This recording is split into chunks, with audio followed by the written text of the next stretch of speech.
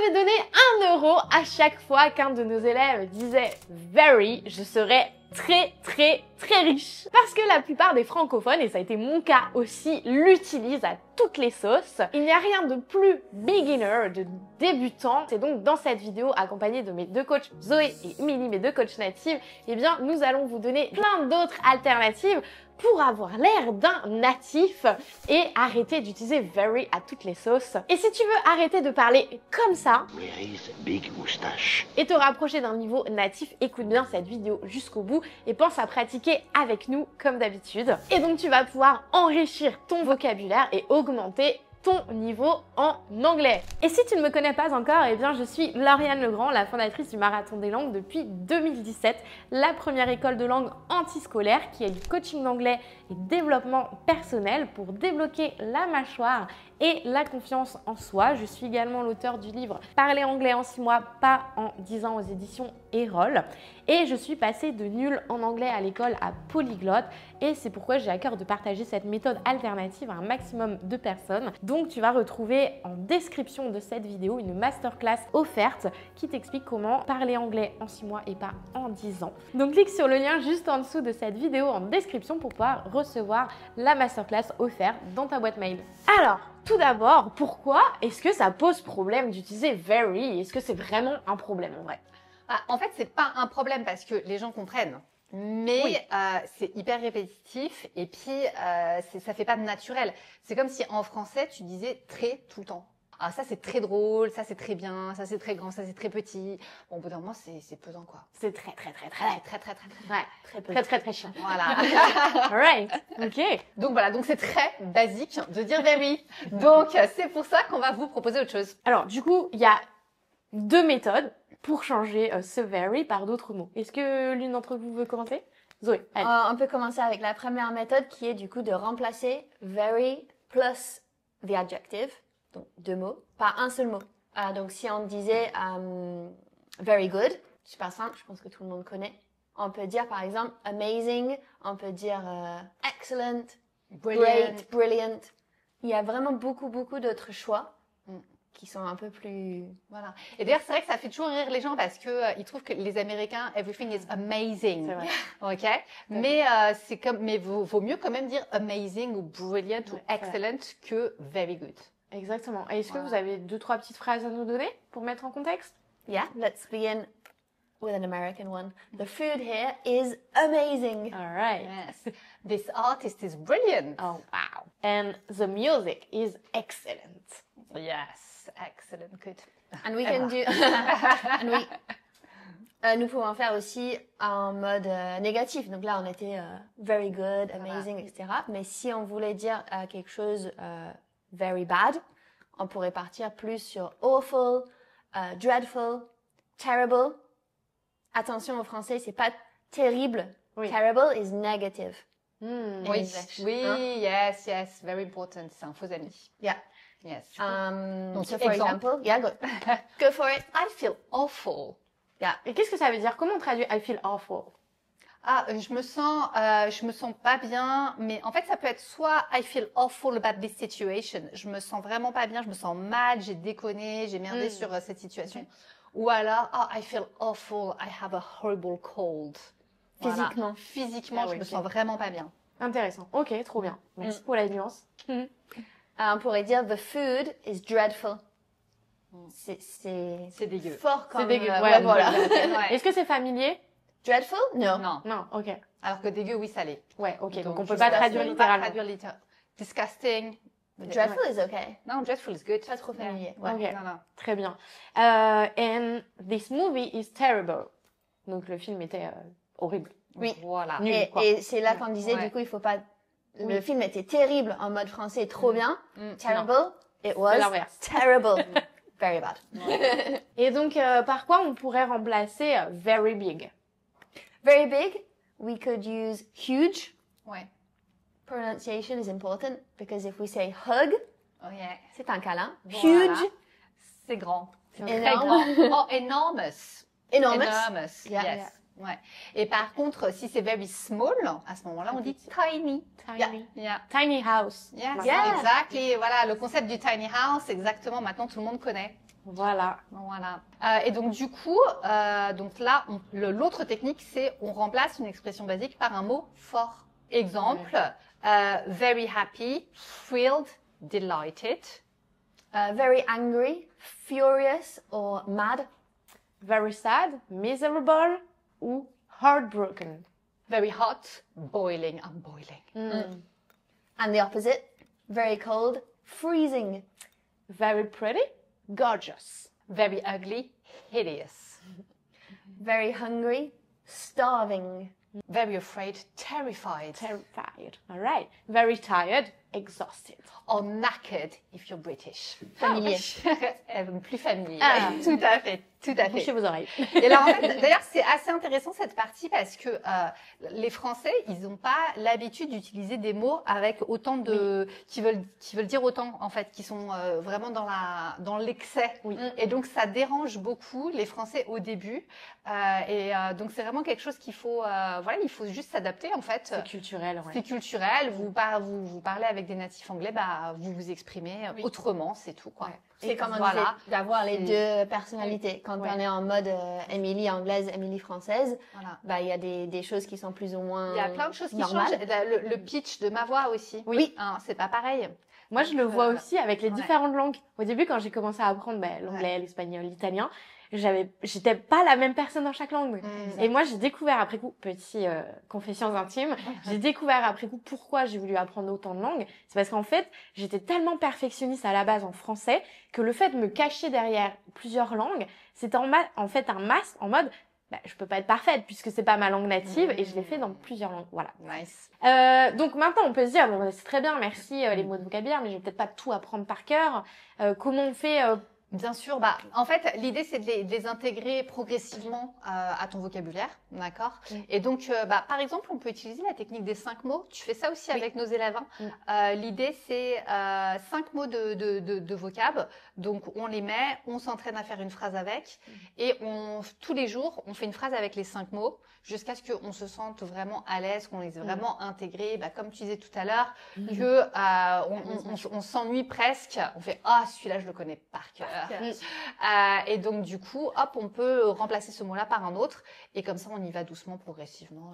Et on choisit les 5 quand le plus de liens personnels. Voilà. Ça se trouve, nous, on n'aurait pas les mêmes 5 chacune, Oui. mais c'est tout à fait normal parce que dans notre langage, on va peut-être avoir des expressions ou des liens perso, des liens émotionnels qui vont changer. Donc, faites vos choix pour vous, pour personne d'autre. C'est vrai. D'où l'importance, encore une fois, de l'immersion, d'entendre les différentes nuances, d'écouter un maximum l'anglais, d'habituer votre oreille et après de faire votre popote à vous avec vos propres mots. Trop bien. Maintenant, c'est quoi la deuxième méthode pour remplacer very par d'autres mots? Alors, la deuxième méthode, c'est tu veux avoir l'air plus natif. Et donc, du coup, on va utiliser d'autres mots, donc, comme on parlait tout à l'heure, qui ont plus de humph. Je n'arrive pas à le dire. Voilà. Alors, Comment tu traduis ça? Plus de humph. Plus de caractère, je sais Ouais, pas. plus de punch, Alright. plus de caractère. Plus Voilà. de caractère, on va utiliser du coup. Voilà. Et donc, par exemple, really, it's really good. C'est vraiment bon. Ok. Avec la voix, it's really good. Ouais, Yeah, il y a de yeah, l'émotion. exactement. C'est là que tu mets le punch sur le mot. It's really good. Yeah. I'm so happy. I'm so happy. Ouais. Maintenant, vous avez aussi super. Attention, c'est assez familier, donc on l'utilise pas dans tous les contextes. Par exemple, this is super easy. Yeah. Totally. It's totally wrong. Absolutely. I'm absolutely sure. All right. And extremely, it's extremely difficult. Voilà. Donc l'important, une fois de plus, c'est de varier. Ok, parce qu'en fait, si vous remplacez very par extremely et que tout est extremely, en fait, vous revenez au point de départ, et c'est exactement le même problème. Donc, non, l'idée, c'est qu'on change un peu. Oui, on minimise la répétition d'un seul mot et Voilà. ça élève votre niveau de langue en fait. Tout à Ça fait. fait une meilleure impression. Et maintenant, attention, on va faire une petite nuance. Maintenant, on vous a donné les expressions à l'oral. Maintenant, on a des alternatives à l'écrit. Donc, c'est mieux de les utiliser à l'écrit qu'à l'oral. Donc, on a par exemple... Ouais, mais moi, je les utilise aussi à l'oral. Ok. En fait, ces mots-là, c'est intéressant. Alors peut-être qu'une fois de plus, c'est parce que c'est des mots qui sont peut-être d'un langage un petit peu plus soutenu. Plus soutenu, ouais. Et Ok. donc, du coup, en fonction de votre environnement, par exemple, professionnel, vous allez peut-être avoir tendance à les utiliser plus souvent. Voilà. Ou aussi parce que moi, j'écrivais et je parlais beaucoup et j'avais besoin de changer souvent. Toi, t'étais en contexte juridique en plus. Moi, j'étais dans le contexte juridique, ouais. droit des affaires, business. Voilà. Je parlais au gouvernement anglais. J'avais Oui, besoin c'est un peu de plus parler. soutenu, Ouais, c'était un peu plus Que moi, soutenu, ouais. ces mots-là, je suis pas sûre que je les utilisais autant Autant. que toi dans ton quotidien. Mais moi, du coup, je les utilise toujours, en fait. ouais. Autant. Oui, parce Parce qu'ils sont ça t'est rentrés dans devenu- c'est ma façon de parler. Exactement. Bon, bah, super. Bah, Vous avez donc, les du deux coup- contextes. Parfait. Nos Du deux coup, vécus. vous les donnez parce que là, on vous a fait un teasing de ouf. Ok, donc highly. It's highly recommended. Et donc ça, effectivement, c'est très juridique. Hein. I highly recommend Ouais. that you do this. T'es Mais- courtoise, mais bon, on C'est va pour se... ça On le que fait quand même, hein. Voilà. Moi, je pense même un parent peut dire ça à un enfant. I highly recommend you Ouais. clean your room right Sans now. qu'il y a l'autorité, quoi. Tu vois, Ouais. voilà. Ouais. Enfin, vrai. moi, c'est ce que je dis à mes élèves qui sont petits. I highly recommend you follow this. Ouais. Now. Let's go. The other option would be deeply. So you could say, I was deeply moved. Oh, I'm deeply sorry. Ça, on In, l'entend aussi souvent, yeah. celui-là. Ouais. Like, J'ai vraiment, pour, c'est vraiment pour pas des top. condoléances, des choses comme ça, Ouais. oui. Là, vous avez utterly. Il serait peut-être un peu moins utilisé, mais par exemple, it is utterly useless. C'est totalement inutile. J'adore ce mot. Et enfin, je n'en doute pas, Émilie. It's utterly useless. Ouais. Et donc, the last one, strongly. I strongly believe. Yeah. Voilà. Je comprends très bien pourquoi elle parle à l'oral avec du vocabulaire écrit. Ça dépend Non, mais- aussi des personnalités. Donc, encore Ça une fois, vous sonne faites votre popote. normal, en fait, quand elle, Voilà. elle les lit. Merci. Et moi, non, je pense pas. Toi, t'es plutôt en mode rappeur américain. C'est une private joke d'une autre vidéo. On va voir si vous regardez toutes nos vidéos. Donc, maintenant, bah, comment on peut savoir si on l'utilise à l'oral ou à l'écrit? Bon, vous avez compris un peu le contexte. Ce sera pas dans les livres de grammaire. Encore une fois, c'est extrêmement important d'être en immersion, d'écouter un maximum et de faire vos repérages vous-même. Et donc, on passe à la partie pratique maintenant. Oui, bah, on a juste un tout petit dernier, petit tip à vous donner parce que celui-là, c'est un mot qui est très utile, mais les Français parfois ont du mal à le prononcer. Alors, vas-y, prononce-le d'abord en mode natif. Particularly. Okay. Et maintenant, moi, je vais vous le prononcer avec les mots qui vont s'afficher à l'écran. Particularly. Vous n'avez pas entendu de différence, mais pour un Français, si vous l'écrivez comme ça, particularly. Et là, faites-le vraiment à l'oral parce que on l'a allez fait pas. avec l'équipe derrière. Mais oui, mais ça fonctionne. Et du coup, Ça fait. c'était très drôle. Voilà, c'est très, voilà, Voilà. particularly. Génial. Bah oui, très bien. Merci de m'avoir reprise là-dessus parce que effectivement, c'est extrêmement important qu'on parle du particularly. Donc maintenant, on passe à la partie pratique. On va faire l'exercice. Qu'est-ce qu'on fait dans cet exercice aujourd'hui? Dites-nous tout. Phrase à trous, hein, parce qu'on sait que vous les aimez. Ok, donc n'oubliez pas de mettre sur pause à la fin de la phrase le temps de réfléchir à quel mot vous allez mettre. Et peut-être, si vous avez besoin, mettez sur pause, retournez voir les mots qu'on vous a prononcés, si vous les avez pas écrits. Comme ça, vous les avez devant vous et vous pouvez choisir le bon mot. Tout à fait. Très bien. Ok. Je suis d'accord. Parfait. Et donc le but, c'est de ne pas utiliser very. On est d'accord. Donc et on vous donne les corrections juste après. Et comme d'habitude, on aime bien vous dire, si vous venez de nous découvrir, c'est de répéter à voix haute les phrases.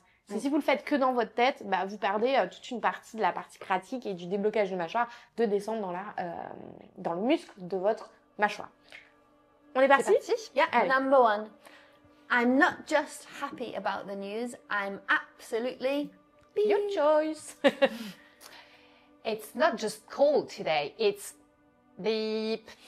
I can't feel my fingers. Number 3, I haven't eaten all day.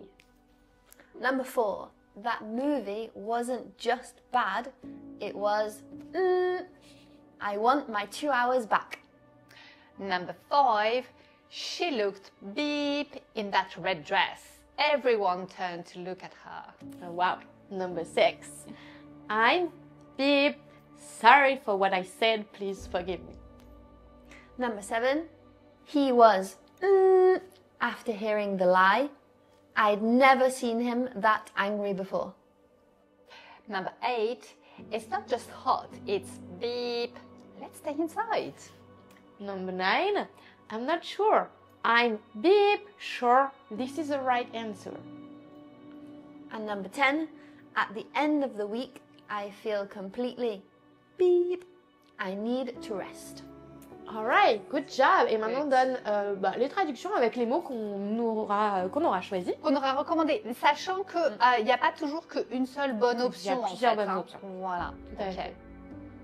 So, number 1, the correction that we suggest, it's not the only correction, is I'm not just happy about the news, I'm absolutely thrilled. Thrilled, très heureux. Yes, very nice. Number 2, it's not just cold today, it's freezing. I can't feel my fingers. Donc freezing, très froid, remplace very cold. Freezing, c'est plus que très froid, hein. On se gèle, Oui. hein, c'est gelé, c'est gelé. Number 3, I'm starving. I haven't eaten all day. Donc starving, très très faim. J'utilise très souvent. Starving, ça veut, voilà, une fois de plus, le sens, il est vraiment Il est au-delà de très faim, parce quoi. que starving, Oui. c'est mourir de faim. Hein, c'est voilà, à la base. Number 4, that movie wasn't just bad, it was terrible. I want my 2 hours back. Terrible, on l'a dit tout à l'heure, c'est Très mauvais. very negative. Moi, j'aurais mis aussi awful. Awful, yeah, I Ça aurait agree. pu marcher aussi pour un movie. Yeah. Number 5, she looked gorgeous in that dress. Everyone turned to look at her. Gorgeous, très jolie, very pretty. Number 6, I'm really sorry for what I said. Please forgive me. Donc really pour renforcer. Ouais, vous avez compris. Varié. À la place de very. Allez. Number 7, he was furious after hearing the lie. I'd never seen him that angry before. Donc furious à la place de very angry, surtout quand on retrouve angry plus tard dans la phrase, donc ça serait pas top de la voix 2 fois. Mais furious, c'est un niveau au-dessus de angry. C'est très en colère. Toujours au-dessus. Top du top. Number 8 is not just hot, it's boiling. Let's stay inside. Donc boiling, très chaud, remplace very hot. Boiling, c'est aussi un to boil the water, c'est faire bouillir. Donc c'est vraiment, voilà, il fait très très très chaud. Vous avez bien Bonne l'image. Ouais, très très bonne image. Number 9, I'm not sure. I'm absolutely sure this is the right answer. And number 10, at the end of the week, I feel completely exhausted. I need to rest. Donc, exhausted instead of very tired. Alright, good Yeah. job. Dites-nous en commentaire comment ça s'est passé pour vous. High five, guys. Good job. Well Si done. tu as aimé cette vidéo, n'hésite pas à nous laisser un petit commentaire, ça fait toujours plaisir, à la liker, à la partager pour nous aider à être encore plus vus sur YouTube et aider encore plus de personnes. Et si tu veux savoir comment parler anglais en 6 mois et pas en 10 ans, j'explique tout ça dans une masterclass offerte qui se trouve en description juste en dessous de cette vidéo. N'hésite pas à cliquer et aller la voir. Et on te dit à très vite dans une prochaine. Ciao! Bye bye.